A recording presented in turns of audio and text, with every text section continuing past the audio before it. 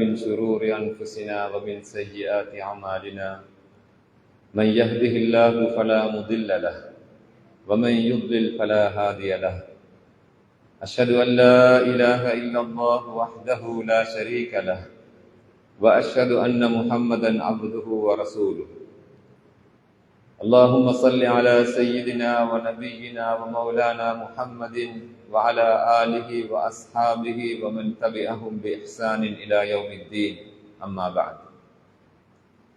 يا أيها الناس اتقوا ربكم الذي خلقكم من نفس واحدة وخلق منها زوجها وبث منهما رجالا كثيرا ونساء واتقوا الله الذي تساءلون به والأرحام إن الله كان عليكم رقيبا يا أيها الذين آمنوا اتقوا الله حق تقاته ولا تموتن إلا وأنتم مسلمون يا أيها الذين آمنوا اتقوا الله وقولوا قولا سديدا يصلح لكم أعمالكم ويغفر لكم ذنوبكم ومن يطع الله ورسوله فقد فاز فوزا عظيما إن خير الكلام كلام الله وخير الهدي هدي محمد صلى الله عليه وسلم وشر الأمور محدثاتها وكل محدثة بدعة وكل بدعة ضلالة وكل ضلالة في النار. புகழனைத்தும் அகிலங்களின் இரட்சகன் அல்லாஹ் சுப்ஹானஹு வ தஆலா ஒருவனுக்கே உரித்தாகட்டும். அல்ஹம்துலில்லாஹ்.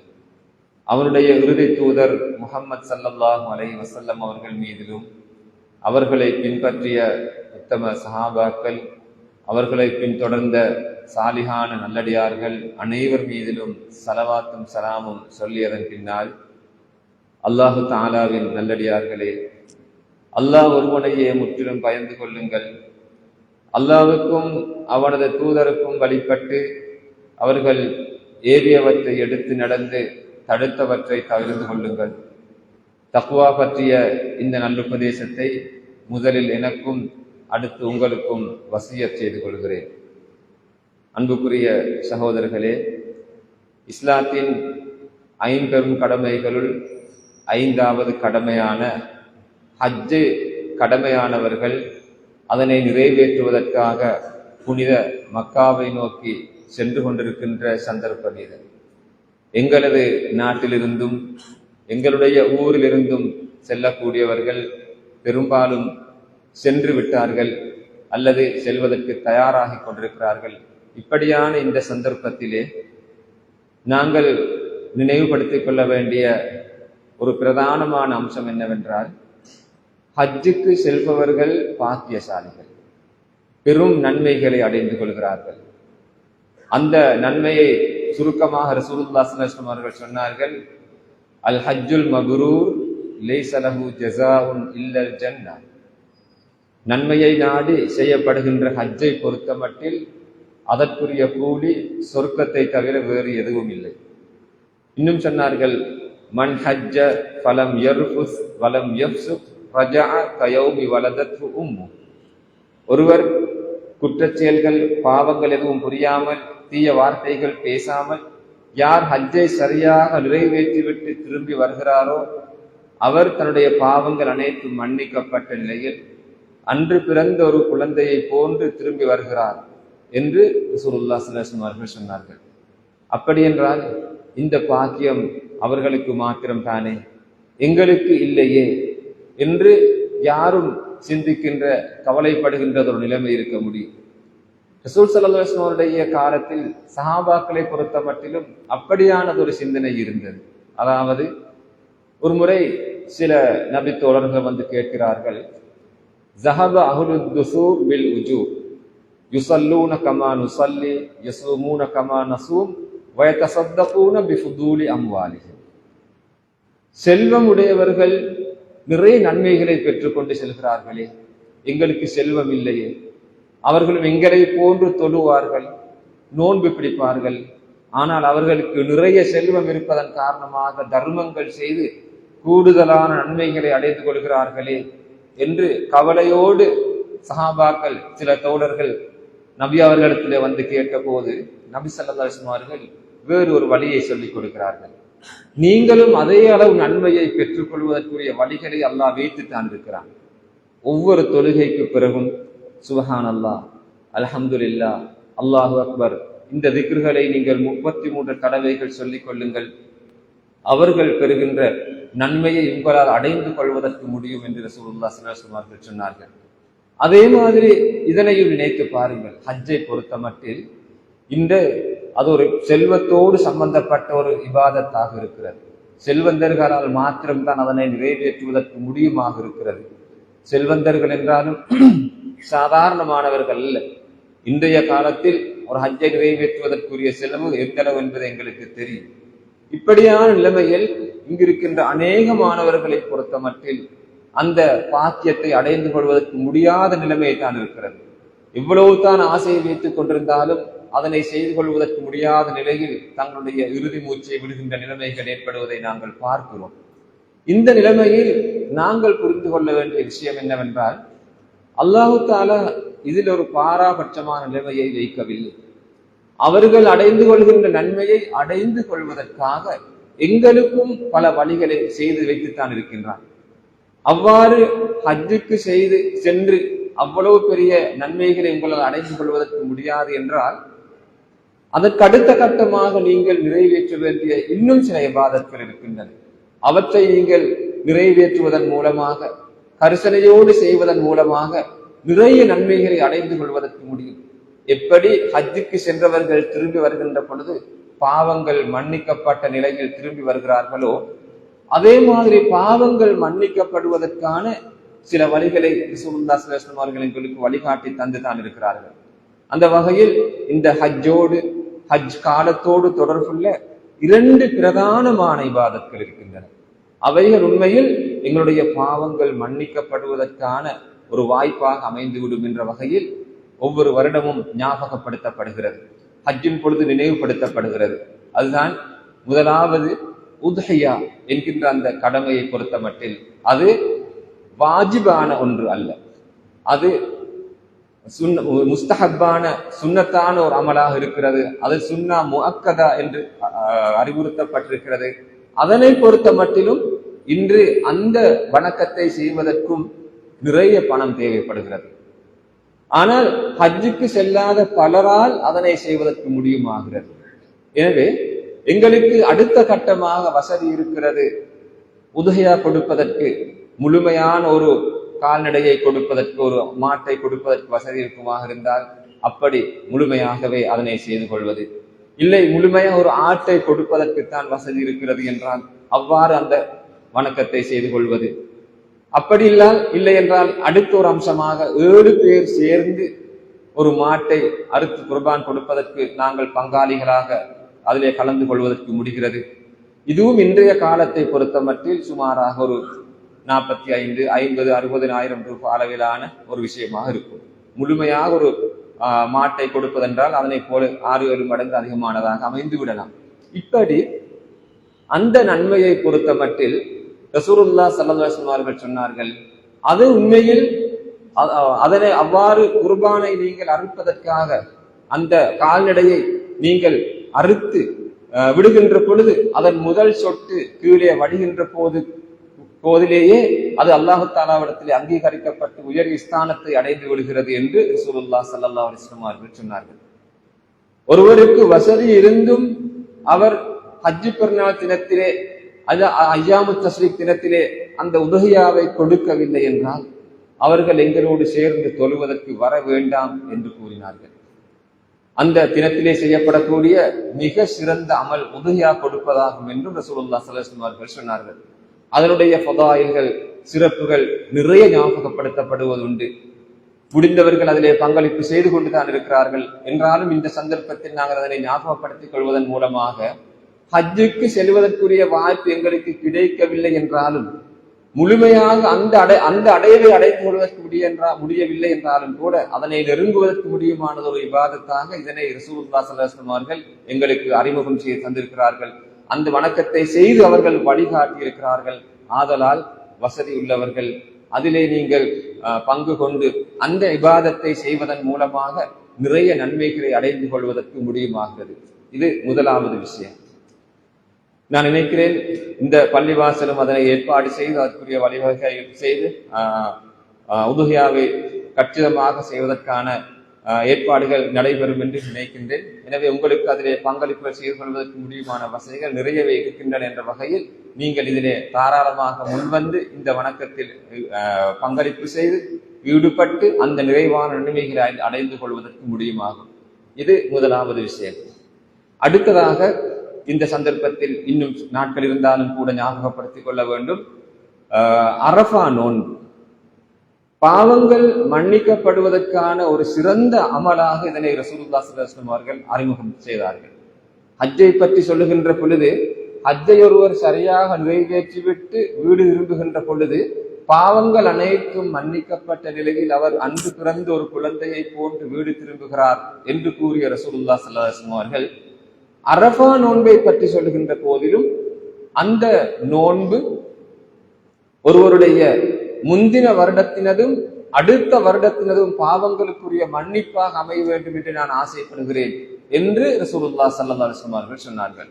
அந்த வகையில் அரஃபா நோன்பை நோட்பதன் மூலமாக முந்தின ஆண்டிலே செய்த பாவங்கள் மன்னிக்கப்படும், அடுத்த ஆண்டிலே செய்கின்ற பாவங்களுக்குரிய மன்னிப்பாகவும் அது அமைந்துவிடும் என்று அல்லாஹ்வுடைய தூதர் ஸல்லல்லாஹு அலைஹி வஸல்லம் அவர்கள் சொல்லி இருக்கிறார்கள். ஆகவே ஹஜ்ஜுக்கு செல்பவர்களுக்கு அந்த நோன்பை நோட்பதற்குரிய வாய்ப்பு இல்லை என்று, அவர்களுக்கு அது சுன்னா இல்லை. ஹஜ்ஜுக்கு செல்பவர்கள் அரஃபா தினத்திலே நோன்பு பிடிக்க முடியாது. ஆனால் ஹஜ்ஜுக்கு செல்லாத எங்களை பொறுத்த மட்டில் அது மிக முக்கியமானதொரு நோன்பாக எங்களுக்கு அறிமுகப்படுத்தப்பட்டிருக்கிறது. ஆதலால் இப்பொழுதிருந்தே நாங்கள் ஆசை வைத்துக் கொள்ள வேண்டும். அந்த துல்ஹஜ் 9ஆம் அன்று அரஃபா தினம் அன்று நாங்கள் நோன்பு பிடிக்க வேண்டும். அல்லாஹ்வுக்காக அந்த நோன்பை நிறைவேற்றி அந்த உயரிய நன்மை அடைந்து கொள்வதற்கு நாங்கள் முயற்சி செய்ய வேண்டும். அதன் மூலமாக எங்களுடைய பாவங்கள் மன்னிக்கப்படுவதற்கான வாசலை நாங்கள் திறந்து கொள்ள வேண்டும். உண்மையில் பாவங்கள் மன்னிக்கப்படுவது என்பது சாமானியமான ஒரு சாதாரணமான காரியம் அல்ல. நாங்கள் மனிதர்கள் பலவீனமானவர்கள், நிறைய பாவங்கள் செய்கின்ற நிர்பந்தங்கள் எங்களுக்கு ஏற்படுவதுண்டு. அறிந்தோ அறியாமலோ சிறியதோ பெரியதோ பாவங்கள் நிறைய நடைபெறுவதுண்டு. அவற்றின் பாரதூரம் எத்தகையதென்றால், சில வேளை எங்களுடைய நன்மைகள் தீமைகள் நிறுக்கப்படுகின்ற பொழுது அந்த பாவங்களின் எடை கணத்து விடுமாக இருந்தால் அந்த மனிதனுடைய முடிவு கொழுந்து விட்டிருக்கின்ற நரக நெருப்பாகத்தான் இருக்கும். நன்மைகளுடைய எடை கணத்து விடுமாக இருந்தால் அவனுடைய முடிவுதான் மேலான சொர்க்கமாக இருக்கிறது. நாங்கள் யாவரும் நரகத்திலிருந்து பாதுகாக்கப்பட்டு சுவர்க்கம் செல்ல வேண்டும் என்ற ஆசையுடன் இருப்பவர்கள். அந்த ஆசையை அடைந்து கொள்ள வேண்டுமாக இருந்தால் நிச்சயமாக நிறைய நாங்கள் நன்மைகள் செய்ய கடமைப்பட்டிருக்கின்ற அதே நேரம் பாவங்களிலிருந்து விடுபட வேண்டும். அறிந்தோ அறியாமலோ செய்த பாவங்களுக்கான மன்னிப்பை பெற்றுக் கொள்ள வேண்டும். அப்படி பாவங்கள் மன்னிக்கப்படுவதற்கு ஒரு சிறந்த வாய்ப்பாகத்தான் இந்த அரஃபா நோன்பு அமைந்திருக்கிறது. ஆதலால் நாங்கள் கரிசனையோடு, தவிர்க்க முடியாமல் நோய்வாய்ப்பட்டிருந்தால் அல்லது வேறு நிலைமைகள் இருக்குமாக இருந்தால் அவர்களை பொறுத்த மட்டில் அலட்டிக் கொள்ள வேண்டிய அவசியம் இல்லை. ஆனாலும் பெரும்பாலானவர்களை பொறுத்த மட்டில் சாதாரணமானவர்கள், ஆரோக்கியமானவர்கள், வீட்டில் இருக்கக்கூடியவர்கள், நாங்கள் இந்த நோன்பிலே கரிசனை செலுத்தி அந்த அரஃபா தினமன்று நோன்பு நோட்பதன் மூலமாக அந்த உயரிய நன்மையை அடைந்து கொள்வதற்கு நிச்சயமாக நாங்கள் முயற்சி செய்ய வேண்டும். அது எங்களை பொறுத்த மற்ற ஒரு புத்திசாலித்தனம் என்று நாங்கள் கூற முடியும். ஏனென்றால் ஹஜ்ஜுக்கு சென்றவர்கள், பெரும் பாக்கியம் பெற்றவர்கள், பாவங்கள் மன்னிக்கப்பட்ட நிலையில் வீடு திரும்பி வருகிறார்கள். அப்படி என்றால் எங்களுடைய பாவங்கள் மன்னிக்கப்படுவதற்கு மார்க்கம் தந்திருக்கின்ற ஒரு சந்தர்ப்பம் தான் இந்த அரஃபா நோன்பு. அதிலே நாங்கள் பொதுபோக்காக இருந்துவிடக் கூடாது என்ற அந்த விடயத்தை ஞாபகப்படுத்திக் கொள்வதோடு, அடுத்ததாக நாங்கள் சிந்திக்க வேண்டிய விஷயம் என்னவென்றால், ஹஜ்ஜுக்கு செல்பவர்கள் அங்கு சென்று இன்னொரு இபாதத்களிலே ஈடுபட்டு நிறைய நன்மைகளை அடைந்து கொண்டிருக்கின்ற அதே நேரம் எங்களை பொறுத்த மட்டிலும் ஹஜ்ஜுக்கு செல்வதற்கு வாய்ப்பை பெறாதவர்களை பொறுத்த மட்டிலும் அந்த துல்ஹஜ் மாதத்தின் ஆரம்ப 10 நாட்களிலே நீங்கள் அதிகமான நன்மைகள் செய்து கூடுதலான கூலியை பெற்றுக் கொள்வதற்கு முடியும் என்று ரசூலுல்லாஹி ஸல்லல்லாஹு அலைஹி வஸல்லம் அவர்கள் வழிகாட்டி இருக்கிறார்கள். அந்த வகையில் இன்ஷா அல்லாஹ் இன்னும் 10-12 தினங்களிலே நாங்கள் துல்ஹஜ் மாதத்தை சந்தித்து விடுவோம். இப்பொழுதிருந்தே எங்களுக்கு ஒரு எண்ணம் ஏற்பட வேண்டும். அந்த துல்ஹஜ் மாதத்தின் தலைப்பிறை தென்பட்டு விட்டால் திடீரென்று நாங்கள் எங்களுக்குள் ஒரு மாற்றத்தை ஏற்படுத்திக் கொள்ள வேண்டும். சாதாரண நாட்களை போன்று அல்லாமல் அந்த 10 நாட்களையும் விசேடமாக அமைத்துக் கொள்ள வேண்டும், நன்மைகளுக்காக பயன்படுத்திக் கொள்ள வேண்டும் என்ற ஒரு முயற்சி எங்களை பொறுத்தமட்டில் தேவைப்படுகிறது.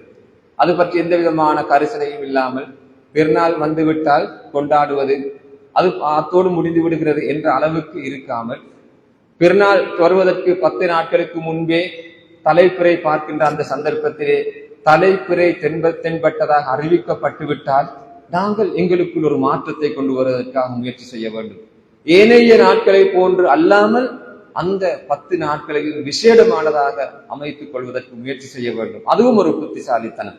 ஏனென்றால் சொர்க்கத்தை ஆசை வைத்திருப்பவர்களை பொறுத்தமட்டில் அதிகமாக நன்மைகள் செய்ய வேண்டும். அந்த நன்மைகளுக்குரிய கூலி நிறைவாக எழுதப்பட வேண்டும். பாவங்களிலிருந்து விடுபட வேண்டும். அதுதான் சுவர்க்கம் செல்வதற்குரிய வழியாக வாசலாக அமைந்திருக்கிறது. அப்படியாக முயற்சித்துக் கொண்டிருக்கின்ற பாதையிலே எங்களுக்கு வந்திருக்கக்கூடிய ஒரு விசேடமான சந்தர்ப்பம், விசேடமான ஒரு பருவ காலமாகத்தான் நாங்கள் ரமலானை சொல்வது போல, ரமலான் இறுதி 10 சொல்வது போல, லைலத்துல் கத்ருடைய இரவை சொல்வது போல, இப்படி அல்லாஹு தஆலா பல சந்தர்ப்பங்களை எங்களுக்கு தந்திருப்பது போல எங்களுக்கு வழங்கப்பட்டிருக்கின்ற ஒரு சந்தர்ப்பம் தான் இந்த துல்ஹஜ் மாதத்தின் ஆரம்ப 10 நாட்கள். ரசூலுல்லாஹி ஸல்லல்லாஹு அலைஹி வஸல்லம் அவர்கள் சொன்னதாக இப்னு அப்பாஸ் ரலியல்லாஹு அன்ஹு அவர்கள் சொல்லுகிறார்கள், ஒரு அடியான் செய்யக்கூடிய அமல்களிலே துல்ஹஜ் மாதத்தின் இந்த 10 நாட்களிலே செய்கின்ற அமல்களை போன்று அல்லாஹ்வுக்கு பிரியமான அமல்கள் வேறு எதுவும் இல்லை என்று சொன்னார்கள். அப்பொழுது கூட இருந்த நபித்தோழர்கள் கேட்கிறார்கள், வலல் ஜிஹாத் யா ரசூலல்லாஹ், அல்லாஹ்வுடைய பாதையில் அறப்போராட்டத்தில் ஈடுபடுவது கூட அந்த நன்மையை ஈட்டி தரமாட்டாதா என்று கேட்டார்கள். அப்போது சொன்னார்கள், ஒருவர் அல்லாஹ்வுடைய பாதையில் புறப்பட்டு சென்று தன்னுடைய உடைமைகள் அனைத்தையும் அர்ப்பணித்து உயிரையும் அர்ப்பணித்து விட்டாலே தவிர என்று சொன்னார்கள். எப்படியோ அந்த நாட்களிலே செய்யப்படுகின்ற அந்த அமல்கள் அல்லாஹ்வுக்கு மிகவும் பிரியமானது என்ற உண்மையை தான் இங்கு ரசூலுல்லாஹி ஸல்லல்லாஹு அலைஹி வஸல்லம் அவர்கள் வலியுறுத்தி சொன்னார்கள். ஆதலால் சாதாரண நாட்களிலே நாங்கள் செய்கின்ற நன்மையான காரியங்களை இந்த துல்ஹஜ் மாதத்தின் ஆரம்ப 10 நாட்களில் அதிகப்படுத்திக் கொள்ள வேண்டும் என்பதுதான் இங்கு நினைவுபடுத்தப்பட்டிருக்கிறது. விசேடமாக சில விஷயங்களை குறித்து ரசூலுல்லாஹி ஸல்லல்லாஹு அலைஹி வஸல்லம் அவர்கள் சொன்னார்கள். இப்னு உமர் ரலியல்லாஹு அன்ஹு அவர்கள் சொல்கிறார்கள், அதே மாதிரி ஒரு விஷயம், இந்த துல்ஹஜ் மாதத்தின் ஆரம்ப 10 நாட்களிலே செய்கின்ற அமல்களை போன்று அல்லாஹ்வுக்கு பிரியமான அமல்கள் வேறு எதுவும் இல்லை. ஆதலால் அந்த நாட்களிலே லா இலாஹ இல்லல்லாஹ், அல்லாஹு அக்பர், அல்ஹம்துலில்லாஹ் என்ற இந்த திக்ர்களை அதிகமாக சொல்லிக் கொள்ளுங்கள் என்று ரசூலுல்லாஹி ஸல்லல்லாஹு அலைஹி வஸல்லம் அவர்கள் எங்களை பார்த்து கூறினார்கள் என இப்னு உமர் ரலியல்லாஹு அன்ஹு அவர்கள் சொல்லுகிறார்கள். இந்த ஹதீஸை உள்வாங்கிக் கொண்ட இப்னு உமர் ரலியல்லாஹு அன்ஹு அவர்களும் அபூ ஹுரைரா ரலியல்லாஹு அன்ஹு அவர்களும் பொதுவாக இந்த நாட்களிலே கடை வீதிகளுக்கு செல்கின்ற போதெல்லாம், சாதாரண சந்தர்ப்பங்களில் எல்லாம் அதிகமாக இந்த திக்ர்களை சொல்லுவார்கள். லா இலாஹ இல்லல்லாஹ், அல்லாஹு அக்பர், அல்ஹம்துலில்லாஹ் என்று அதிகமாக சொல்லிக் கொண்டிருப்பார்கள். அவர்கள் சொல்வதை பார்த்து மற்றவர்களும் அதிகமாக சொல்லிக் கொண்டிருப்பார்கள் என்று இந்த ரிவாயத்களிலே குறிப்பிடப்பட்டிருக்கிறது. இந்த மாதிரி துல்ஹஜ் மாதத்தின் ஆரம்ப தினத்திலிருந்து எங்களுக்குள் அந்த அமல்கள் குறித்த ஒரு கரிசனை ஏற்பட வேண்டும் என்பது இங்கு வலியுறுத்தப்பட்டிருக்கிறது. சூரா ஹஜ்ஜிலே வத்குருல்லாஹ ஃபீ அய்யாமின் மஅலூமாத், குறித்த அந்த நாட்களிலே நீங்கள் அதிகமாக அல்லாஹ்வை நினைவு கூறுங்கள் என்று குறிப்பிடப்பட்டிருப்பது இந்த துல்ஹஜ் மாதத்தின் ஆரம்ப 10 நாட்களைத்தான் என்று இப்னு அப்பாஸ் ரலியல்லாஹு அன்ஹு அவர்கள் கூறியிருக்கிறார்கள். அந்த வகையிலே நாங்கள் இந்த நாட்களை எவ்வாறு பயன்படுத்திக் கொள்வதற்கு முடியும் என்று யோசிப்பதாக இருந்தார். பொதுவாக நாங்கள் எல்லா நாட்களிலும் நன்மைகள் செய்கிறோம் தான், எங்களுடைய கடமைகளை ஆர்வத்துடன் நிறைவேற்றுகின்றோம் தான். ஆனால் இந்த நாட்கள் வந்துவிட்டால் இன்னும் ஆர்வத்துடன், இன்னும் ஆக்கப்பூர்வமாக, மிக சிறந்ததாக, நல்ல முறையில் அந்த அமல்களிலே நாங்கள் ஈடுபடுவது குறிப்பிடத்தக்கது. அது விசேடமாக கவனிக்கத்தக்கது. அந்த வகையில் நாம் இப்படியான காரியங்களில் ஈடுபடலாம் என்பது குறித்து சில வழிகாட்டல்களை ஞாபகப்படுத்தலாம் என்று விரும்புகிறேன்.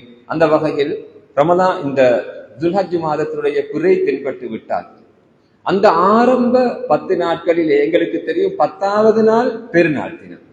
அதன் ஆரம்ப 9 தினங்களிலும் ரசூலுல்லாஹி ஸல்லல்லாஹு அலைஹி வஸல்லம் அவர்கள் சில காலங்களில் நோன்பு வைத்திருக்கிறார்கள். உண்மையில் அப்படி 9 நோன்பு தொடராக பிடித்த இருக்கிறார்கள் என்று 2 ரிவாயத்கள் குறிப்பிடப்பட்டிருக்கிறது. ஒன்று ஹுனைதா ரலியல்லாஹு அன்ஹு அவர்கள் சொல்கிறார்கள், ரசூலுல்லாஹி ஸல்லல்லாஹு அலைஹி வஸல்லம் அவர்கள் அந்த துல்ஹஜ் மாதத்தின் ஆரம்ப 9 நாட்களிலும் முழுமையாக நோன்பு பிடித்திருக்கிறார்கள் என்று சொன்னார்கள். அது எல்லா வருடங்களிலுமா அல்லது 1-2 வருடங்களிலா என்று குறிப்பிடப்படவில்லை. எப்படியோ அந்த ரிவாயத்தும் ஞாபகப்படுத்தப்படுகிறது.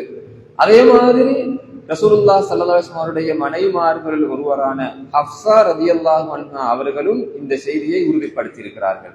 இந்த 9 நாட்களிலும் முழுமையாக ரசூலுல்லாஹி ஸல்லல்லாஹு அலைஹி வஸல்லம் அவர்கள் நோன்பு வைத்ததாக. எனவே இதனையும் ஞாபகப்படுத்திக் கொள்கிறோம். முடியும் என்றால் 9 நாட்கள் அல்லது 7, 8, 2, 3 நாட்கள் அவ்வாறு நோன்பு வைத்துக் கொள்வது. அதற்கும் முடியவில்லை என்றால் குறைந்தபட்சம் அரஃபா தினம் அன்று மாத்திரமாவது அந்த நோன்பு விசேடமாக வலியுறுத்தப்பட்டிருக்கிறது. அந்த நோன்பை மாத்திரமாவது நாங்கள் பிடித்துக் கொள்ள வேண்டும். இது இந்த சந்தர்ப்பத்திலே கவனிக்க வேண்டிய ஒரு பிரதானமான இபாதத்தாக காணப்படுகிறது. அதே மாதிரி நாங்கள் இந்த நாட்களிலே ஐவேளை தொழுகையை கூட ஏனைய காலங்கள் போன்றல்லாது முடிந்த வரைக்கும் உரிய நேரத்துக்கு பள்ளிவாசலுக்கு வருகை தந்து ஜமாத்தோடு தொழ முயற்சிப்பது, முன்பின் சுன்னத்களிலே கவனம் செலுத்துவது, முடிந்த வரைக்கும் தொழுகையை உயிரோட்டமாக மிக அழகான முறையில் நிறைவேற்றிக் கொள்வது, ஏனைய சுன்னத்தான தொழுகைகளையும் அதிகமாக செய்து கொள்வது, இப்படியாக இந்த நாட்களிலே நாங்கள் எங்களுடைய தொழுகையையும் அழகுபடுத்திக் கொள்வதற்கு முயற்சிப்பது நல்லது. ஏனென்றால் மற்ற நாட்களிலே செய்வதை விட இந்த நாட்களிலே செய்வது அல்லாஹு தஆலாவுக்கு மிகவும் பிரியமானதாக இருக்கிறது. தர்மங்கள் என்று எடுத்துக்கொண்டாலும் கூட எல்லா காலங்களிலும் தர்மம் செய்கின்ற பழக்கம் இருக்கிறது. தங்களுடைய சக்திக்கு ஏற்ற விதமாக குறைந்த அளவிலோ கூடின அளவிலோ தர்மங்கள் செய்கின்ற பழக்கம் இருக்கிறது. அதனை மென்மேலும் அதிகப்படுத்தி இந்த நாட்களிலே மிக அதிகமாக எங்களுக்கு முடிந்த வரைக்கும் தர்மங்கள் செய்கின்ற சதகாக்கள் கொடுக்கின்ற அந்த காரியத்திலும் நாங்கள் ஈடுபடுவதற்கு முடியும். இது ஏனைய காலங்களிலே நாங்கள் செய்கின்ற தர்மங்களை விட அல்லாஹ்வுக்கு பிரியமானதாக அமைந்து விடுவதற்கு போதுமானது. அப்படி அதோடு சேர்த்து ஆரம்பத்திலே குறிப்பிடப்பட்ட அந்த திக்ருகள், தஸ்பீஹ்கள், தக்பீர் அவைகளையும் நாங்கள் அதிகமாக சொல்லிக் கொள்வது. தக்பீரை பொறுத்த மட்டில் இந்த தலைப்பிலே தென்பட்டதிலிருந்து அதிகமாக நாங்கள் சொல்வது. தக்பீரோடு சேர்த்து அல்லாஹு அக்பர் என்ற தக்பீரோடு சேர்த்து அல்ஹம்துலில்லாஹ், லா இலாஹ இல்லல்லாஹ் என்ற திக்ருகளையும் இணைத்துக் கொள்வது. இப்படி தலைப்பிலே தென்பட்டதிலிருந்து 9வது நாள் வருகிற வரைக்கும் 9வது நாள் அரஃபா தினம் நோன்பு பிடிக்கின்ற நாள் வந்துவிட்டால் அன்றைய தினம் ஃபஜ்ரில் இருந்து ஒவ்வொரு தொழுகைக்கு பிறகும் தக்பீர் சொல்வது சுன்னத்தாக்கப்பட்டிருக்கிறது. ஐயாமு தஷ்ரீக்குடைய நாட்கள் முடிகின்ற வரைக்கும். அந்த வகையில் பிறநாள் கழித்து 11, 12, 13 அந்த 3 நாட்களிலும் அசர் தொழுகை வரைக்கும் ஒவ்வொரு தொழுகைக்கு பிறகும் தக்பீர் சொல்வது சுன்னத்தாக்கப்பட்டிருக்கிறது. இப்படி இந்த நாட்கள் அழகுபடுத்தப்பட வேண்டும், நன்மைகளால் அலங்கரிக்கப்பட வேண்டும். எங்களுக்கு அது பற்றியதொரு கரிசனை ஏற்பட வேண்டும். நன்மைகள் குறித்த அந்த எண்ணமும் அந்த பார்வையும் எங்களுக்குள் வர வேண்டும். அதிகமாக நன்மைகள் செய்ய வேண்டும் என்ற அந்த வேட்கை எங்களுக்குள் ஏற்பட வேண்டும். என்றால் நன்மைகள் செய்கின்ற என்ற அந்த விஷயத்தை பொறுத்த மட்டில் யாருமே தன்னிறையில் கண்டவர்கள் இல்லை. போதும், நாங்கள் நன்மை செய்து கொண்டது போதும் என்று சொல்வதற்கு யாரும் இல்லை. ரசூலுல்லாஹ் ஸல்லல்லாஹு அலைஹி வஸல்லம் அவர்கள் கூட அவர்கள் தன்னுடைய நிலை குறித்த ஒரு சந்தர்ப்பத்தில் அதனை சொன்னார்கள். நன்மைகள் செய்து கொள்ள வேண்டும் என்பதில் தனக்கு இருக்கின்ற அந்த ஆர்வம் குறித்து சொன்ன ஒரு செய்தியை ஞாபகப்படுத்துகிறேன். ஒரு தடவை பத்ர் யுத்தத்துக்காக அந்த போர்க்களத்தை நோக்கி செல்லுகின்ற அந்த சந்தர்ப்பத்திலே போவதற்குரிய வாகன ஏற்பாடுகள் எப்படி இருந்தது என்றால், ஒரு வாகனத்திலே 3 பேர் செல்ல வேண்டிய நிலைமை இருந்தது. அப்படியான ஒரு நிலைமையிலே ரசூலுல்லாஹ் ஸல்லல்லாஹு அலைஹி வஸல்லம் அவர்களும் அலி ரலியல்லாஹு அன்ஹு அவர்களும் இன்னும் ஒரு நபி தோழரும், அவருடைய பேர் மறந்து விட்டது, அவர்கள் 3 பேரும் ஒரு வாகனத்திலே தான் செல்ல வேண்டிய நிலைமை ஏற்பட்டது. அப்போது அவர்கள் செல்லுகின்ற அந்த சந்தர்ப்பத்திலே இருவரும் சொன்னார்கள், யா ரசூலல்லாஹ், நீங்கள் செல்லுங்கள். இப்பொழுது ரசூலுல்லாஹ் ஸல்லல்லாஹு அலைஹி வஸல்லம் அவர்கள் சிறிது தூரம் சென்றதன் பிறகு அவர்கள் இறங்கி மற்ற நபித்தோழரிடத்திலே சொல்கிறார்கள், இப்பொழுது உங்களுடைய சந்தர்ப்பம், இப்பொழுது நீங்கள் ஏறி செல்லுங்கள், நாங்கள் நடந்து வருகிறோம் என்று சொன்ன பொழுது அந்த நபித்தோழர் அவர்கள் சொல்லுகிறார்கள், அல்லாஹ்வுடைய தூதரே, நீங்கள் நடக்க நான் ஏறி செல்வதா? இல்லை, என்னுடைய சந்தர்ப்பத்தை உங்களுக்கே நான் தருகிறேன், நீங்கள் ஏறி செல்லுங்கள், நான் நடந்து வருகிறேன் என்று சொன்னார்கள். பிறகு அலி ரலியல்லாஹு அன்ஹு அவர்களும் அதே மாதிரி சொன்னார்கள். இப்படி இந்த இருவரும் சொல்லி அல்லாஹ்வுடைய தூதரே நீங்கள் தான் ஏறி செல்லுங்கள், நாங்கள் நடந்து வருகிறோம் என்று சொன்ன சந்தர்ப்பத்திலே ரசூலுல்லாஹி ஸல்லல்லாஹு அலைஹி வஸல்லம் அவர்கள் மிக உறுதியானது ஒரு வார்த்தையை சொன்னார்கள். தோழர்களே, அறிந்து கொள்ளுங்கள், நன்மைகள் செய்து கொள்ள வேண்டும் என்ற விஷயத்தில் உங்களை விட நான் தேவை குறைந்தவன் அல்ல என்று சொன்னார்கள். இது ஒரு சாமானியமான வார்த்தை அல்ல. நன்மைகள் செய்து கொள்ள வேண்டும் என்பதில் எனக்கும் தேவை இருக்கிறது. எனவே இப்ப அந்த பத்ரை நோக்கி செல்கின்ற பொழுது கஷ்டப்பட்டு நடந்து செல்வதிலே நிறைய நன்மைகள் உண்டு. ஏறி சவாரி செய்வதை விட நடந்து செல்வதில் அதிகம் நன்மை உண்டு என்றால் அந்த தேவை எனக்கும் இருக்கிறது. ஆதலால் அப்படித்தான் நாங்கள் செய்ய வேண்டும் என்று ரசூலுல்லாஹி ஸல்லல்லாஹு அலைஹி வஸல்லம் அவர்கள் சொன்ன அந்த வார்த்தை அந்த இரண்டு நபித்தோழர்களையும் தூக்கி வாரி போட செய்தது. அந்த மாதிரிதான் ரசூலுல்லாஹி ஸல்லல்லாஹு அலைஹி வஸல்லம் எங்களுக்குள் ஒரு உணர்வை ஏற்படுத்த விரும்பி இருக்கிறார்கள்.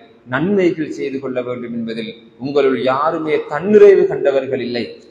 எந்த அளவு நீங்கள் முடியுமோ அந்த அளவு செய்து கொள்வதற்கு முயற்சி செய்யுங்கள். இப்படியான ஒரு எண்ணத்துடன் நாங்கள் வாழுகின்ற பொழுது, செயல்படுகின்ற பொழுது ஒரு உண்மை எங்களுக்கு தெரிகிறது. நன்மைகள் அதிகம் செய்து கொள்ள வேண்டும் என்ற வேட்கையோடு இருக்கின்ற மனிதர்களுக்கு அல்லாஹ் தஆலா தந்திருக்கின்ற சிறந்த ஒரு அவகாசம் தான் இப்படி விசேடமான நாட்களை அல்லாஹ் தஆலா ஏற்பாடு செய்து தந்திருக்கிறான். அந்த நாட்களிலே நன்மைகள் செய்கின்ற பொழுது அது ஏனைய நாட்களை விட சிறப்புக்குரியதாக மாறுகிறது. இது அல்லாஹ் தஆலா தந்திருக்கின்ற ஒரு பிரத்யேகமான அருள். ஒவ்வொரு கிழமையை பொறுத்த மட்டிலும் இந்த வெள்ளிக்கிழமை என்று வருகின்ற பொழுது அதற்கு அப்படியான ஒரு சிறப்பு இருக்கிறது. முழு வருடத்திலும் ஒரு முழுமையான மாதம் என்று சொல்லுகின்ற பொழுது ரமதான் மாதத்துக்கு அப்படி ஒரு சிறப்பு இருக்கிறது. இரவுகள் என்று பார்க்கின்ற பொழுது லைலத்துல் கத்ருடைய இரவுக்கு அப்படி ஒரு சிறப்பு இருக்கிறது. அந்த தொடரிலே தான் துல்ஹஜ் மாதத்தின் இந்த முதல் 10 நாட்களுக்கு உரிய சிறப்பை ரசூலுல்லாஹி ஸல்லல்லாஹு அலைஹி வஸல்லம் அவர்கள் சொல்லி தந்திருக்கிறார்கள். அதனால் அந்த சந்தர்ப்பத்தை நாங்கள் தவற விடக்கூடாது. எங்களை நோக்கி வருகின்ற அந்த சந்தர்ப்பம் எங்களை அடைந்து விட்டால் நாங்கள் அதனை முடிந்த வரைக்கும் சிறப்பாக பயன்படுத்தி நன்மைகளை நிறைவாக அடைந்து கொள்வதற்கு முயற்சி செய்ய வேண்டும். எந்த ஒரு நன்மையையும் நீங்கள் அற்பமாக கருத வேண்டாம் என்று ரசூலுல்லாஹி ஸல்லல்லாஹு அலைஹி வஸல்லம் அவர்கள் சொன்னார்கள். லா தஹ்கிரன்ன மினல் மஅரூஃபி ஷைஅன் வலவ் அன் தல்கா அஹாக பிவஜ்ஹின் தல்கின். எந்த ஒரு நன்மையையும் நீங்கள் அற்பமாக நினைக்க வேண்டாம். உங்களுடைய ஒரு சகோதரனை மலர்ந்த முகத்தோடு சந்திப்பது கூட, அது கூட தர்மம், அதை கூட நீங்கள் லேசாக நினைக்க வேண்டாம். ஏன் தெரியுமா? சில வேளைகளில் அந்த ஒரு நன்மையின் மூலமாக நீங்கள் சுவர்க்கம் செல்கின்ற பாக்கியத்தை பெற முடியும் என்று ரசூலுல்லாஹி ஸல்லல்லாஹு அலைஹி வஸல்லம் வழிகாட்டி இருக்கிறார்கள். ஒரு சந்தர்ப்பத்திலே சொன்னார்கள், ஒரு மனிதன் சுவர்க்கத்திலே ஒரு பெரிய விருட்சத்தின் கீழ் நிழலாடிக்கொண்டு சந்தோஷமாக இருப்பதை நான் கண்டேன். அவன் செய்த காரியம் என்ன தெரியுமா? அவன் பாதையில் செல்கின்ற பொழுது ஒரு மரம் விழுந்து மக்களுக்கு அது தொந்தரவாக இருந்தது. அவன் கஷ்டப்பட்டு அந்த மரத்தை வெட்டி கிளைகளை அப்புறப்படுத்தி மனிதர்கள் இலகுவாக நடந்து செல்வதற்குரிய பாதையை சமைத்து கொடுத்தான். அந்த நன்மையின் காரணமாக அவனுக்கு இந்த பாக்கியம் கிடைத்து விட்டது என்று ரசூலுல்லாஹி ஸல்லல்லாஹு அலைஹி வஸல்லம் அவர்கள் சொன்னார்கள். வத்த புன்னார வளவு விசித்தி தம்ரா, ஒரு பேரீத்தம்பலத்தின் துண்டினை தர்மமாக கொடுத்தாவது நீங்கள் நரகத்திலிருந்து உங்களை பாதுகாத்துக் கொள்ளுங்கள் என்று கூறினார்கள். ஆதலால் ஒரு பேரீத்தம்பலத்தின் ஒரு துண்டை தர்மமாக கொடுப்பது என்பது கூட, பாதையில் இருக்கின்ற ஒரு கல்லை முல்லை அகற்றி விடுவது கூட, சிறிய அமல்கள் போல எங்களுக்கு தென்பட்டாலும் கூட அதன் காரணமாக நாங்கள் சுவர்க்கம் செல்வதற்குரிய பாக்கியத்தை பெற்றுக் கொள்வதற்கு முடியும். எனவேதான் நன்மைகள் செய்து கொள்வது என்பது அந்த அளவுக்கு தேவையுடைய ஒன்றாக, விசேடமான ஒன்றாக மாறிவிடுகிறது. அதே போன்றுதான் பாவங்களை விட்டு விலகிக் கொள்வது, பாவங்களுக்கான மன்னிப்பை பெற்றுக் கொள்வது என்பது முக்கியத்துவம் பெறுகிறது. ஏனென்றால் நன்மைகள் தீமைகள் நிறுக்கப்படக்கூடிய ஒரு நாளின் மீது நாங்கள் உறுதியான நம்பிக்கை கொண்டிருக்கிறோம். அந்த சந்தர்ப்பத்திலே நன்மைகளும் தீமைகளும் சரிசமனாக இருக்கிறது என்றால், சில வேளைகளில் நாங்கள் கொடுத்த ஒரு பேரீத்தம் பல துண்டின் காரணமாக நன்மைகளின் பக்கம் பாரமாகிவிடும். அப்படி என்றால் சொர்க்கம் செல்வதற்கு அதுதான் காரணமாக அமைந்தது. அல்லது நாங்கள் அந்த பாதையில் இருக்கின்ற கல்லை முல்லை அகற்றிவிட்ட அந்த காரியம் எங்களுடைய நன்மைகளின் பக்கம் பாரமாகுவதற்கு காரணமாக அமைந்திருக்க முடியும். அதனை நாங்கள் செய்யவில்லை என்றால் தீமைகளின் பக்கம் பாரமாக இருந்திருக்கும். அப்படி என்றால் அந்த காரியம் சுவர்க்கம் செல்வதற்கு காரணமாக அமைந்து விடுகிறது. இப்பொழுது எங்களுக்கு புரிய முடியும், நாங்கள் செய்கின்ற எந்த ஒரு நன்மையான காரியமாக இருந்தாலும். எனவேதான் உங்களுடைய ஒரு சகோதரனை மலர்ந்த முகத்தோடு சந்திப்பது, அந்த தர்மத்தை கூட நீங்கள் அற்பமாக நினைக்க வேண்டாம். உங்களுடைய வாளியிலிருந்து அடுத்தவருடைய தண்ணீர் தேவைப்படுகின்ற ஒரு மனிதனுக்கு தண்ணீரை ஊற்றி கொடுப்பது, அதனை குறித்தும் சொன்னார்கள். அதனை கூட நீங்கள் அற்பமாக நினைக்க வேண்டாம் என்று கூறினார்கள். ஆதலால் சாதாரணமான நன்மைகள் அவைகள் கூட எங்களுக்கு கை கொடுக்க போகிறது. நன்மைகள் செய்ய வேண்டும் என்பதில் நாங்கள் யாருமே தேவை குறைந்தவர்கள் அல்ல, தன்னிறைவு பெற்றவர்கள் அல்ல. செய்ய வேண்டும் என்ற அந்த தேவையுடையவர்கள். அவ்வாறு நன்மைகள் செய்து கொள்வதற்கு எங்களுக்குரிய ஆயுள் இன்னும் எத்தனை நாட்கள் இருக்கும் என்று சொல்வதற்கு முடியாது. எங்களுடைய ஆயுள் இறுதி கட்டம் எந்த சந்தர்ப்பத்தில் வந்துவிட முடியும் என்று சொல்வதற்கு முடியாது.